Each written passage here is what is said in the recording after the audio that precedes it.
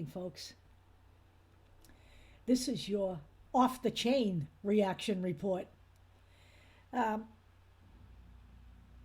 maybe that's what I should have named this whole uh, video series. Instead of the chain reaction report, the off the chain reaction report, because that's what this is all about. So, we're going to touch on several little topics tonight. And we're going to start with Will Smith and Chris Rock, only because, we are trying to avoid a major world war with Russia.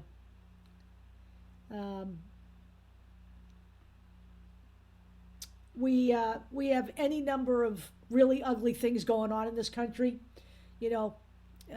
Today, Doug Ducey, signed some laws that limit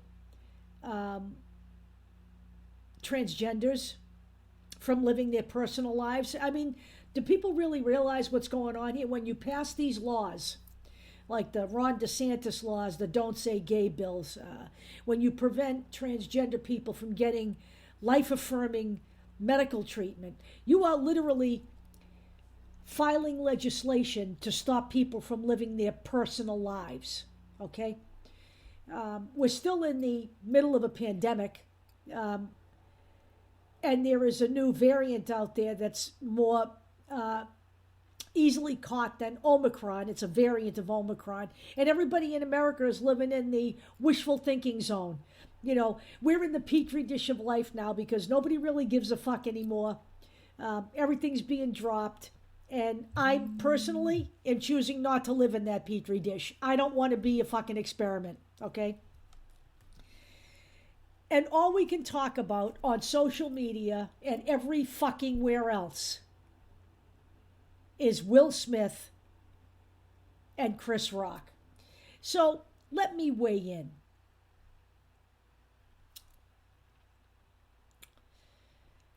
What we really have here is two fucking gazillionaires. And that's all you can talk about. One insults the other one's wife, the other one slaps him across the face, and it's the topic of conversation. I walked into fucking work today, and there's a cop who is a contractor. He's also a painter on the side. And he's talking about it. And everybody in the store is talking about it. And everybody on social media is talking about it. So let me just give you my take on it. Comedy today. I think comedy today is cheap. I don't really like Chris Rock. I don't like Dave Chappelle. I don't think Louis C.K. is funny. I haven't been to a comedy club since the 90s.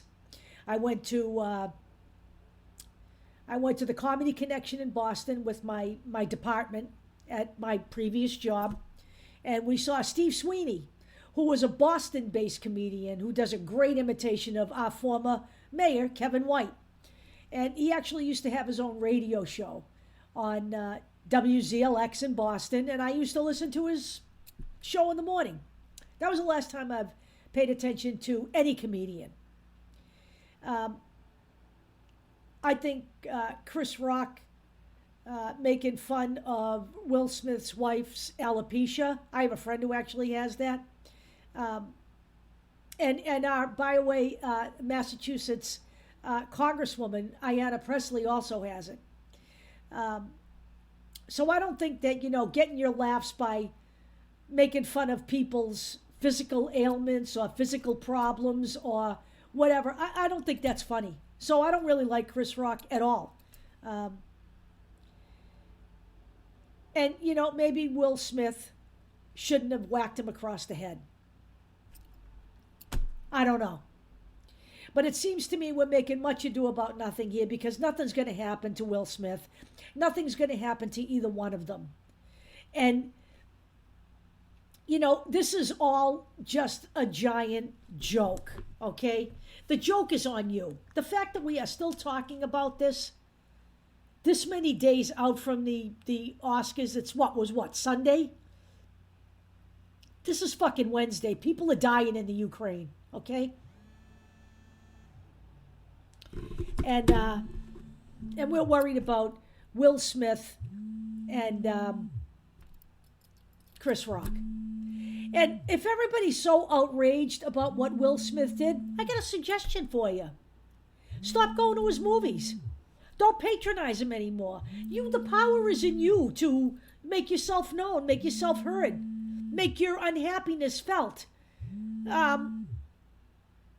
Just shut the fuck up, people. Get a life. There are much more important things going on right now here in America. God almighty. Really, I get a better suggestion for you. Turn off the fucking Oscars. I don't know when the last time I watched it was. Maybe 20 years ago? 10 years ago? I don't have time to watch all these rich people fucking, licking each other on camera and, patting each other on the back because they made $20 million on a movie. You know what? Stop it, okay? Just fucking stop it. This is the kind of bullshit the American public just loves to get wrapped up in, because then it means they don't have to deal with anything else. So let me just say one thing about, let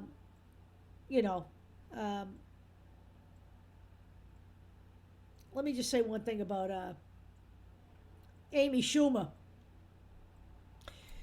Because, you can't make this up, right? So Amy Schumer, now, apparently is suffering from trauma from watching her friend Chris Rock get slapped across the face on the stage. She's traumatized. She doesn't know if she can go on stage again. Well, that's good, because Amy Schumer's not fucking funny either. You know what, people? Grow up. We used to have fist fights in fucking school. Okay? We all survived that. I can't believe the fucking drama, okay? This is, there's enough drama in the movies, all right? Just fucking stop, okay? Good God. Jesus Christ. Every day I can't believe it. So, let's talk about some real world shit here. We're gonna talk about Marjorie Taylor Greene, the gift that keeps on giving. Okay, so she is at a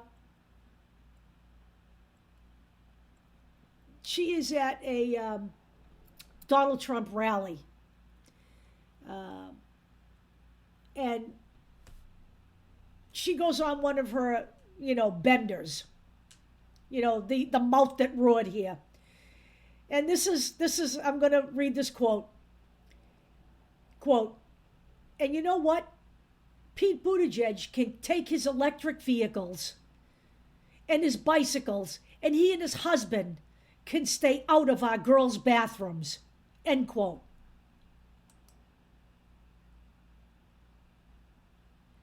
Now, you remember gestapo, gazpacho? Remember that whole thing? Marjorie Taylor Greene's having the same problem here. Gay, transgender. Gay, transgender.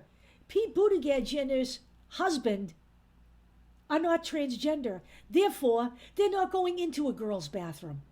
Pete Buttigieg, as far as I know, has never been inside a girl's bathroom. Marjorie Taylor Greene is, simply put, one of the most virulently bigoted, loudmouth louts I have ever met in my life. And the fact that this woman is taking taxpayer dollars as a public servant is a fucking joke, okay? This is the Republican Party, and no one will push back on any of this. Marjorie Taylor Greene won't stop. She didn't stop from the last time she did something like this. She's not going to stop from this time either, because the nutless wonder known as Kevin McCarthy just can't seem to put on his big boy underwear and manage his party. Right? Now we have Madison Cawthorn saying that he's been invited to orgies and coke parties.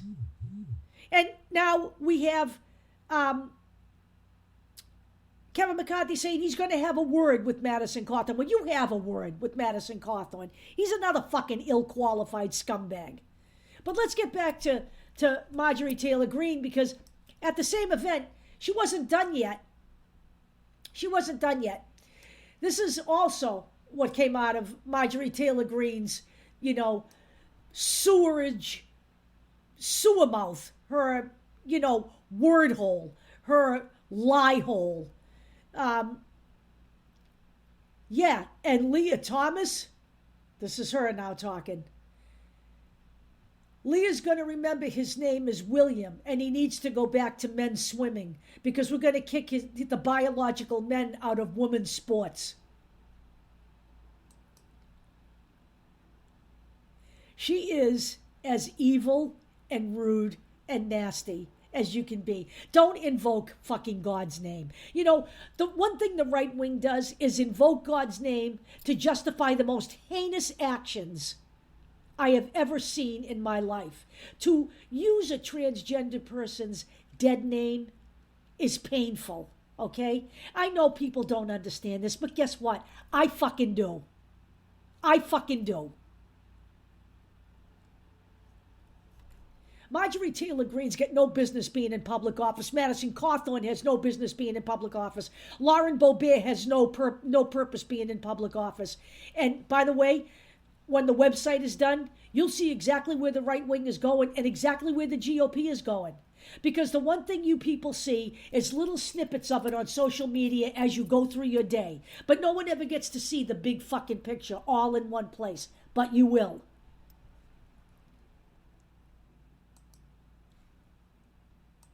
There's just no end to this shit. There really isn't. And as a final shot,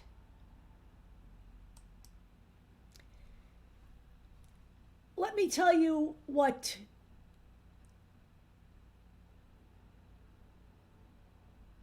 our charming former president, and I do mean former, he definitely lost, former president today, here we are, we're in the midst of trying to avoid a fucking world war with Russia, okay? And what does Donald Trump do today? He puts out a public call to Vladimir Putin to help him out by giving him information on Hunter Biden's laptop and his involvement in the Ukraine. And he makes the statement that he knows the Ukrainians aren't going to help him, but he wants Vladimir Putin to help him. Here we are in the midst of all of this, and all this prick can think about is himself. We're still at it. We're still at the Biden thing. We're still at the laptop. We're still at Hunter Biden. All of this shit, the reason that Michael Flynn went to fucking prison, the reason Rudy Giuliani was punished was for all of this.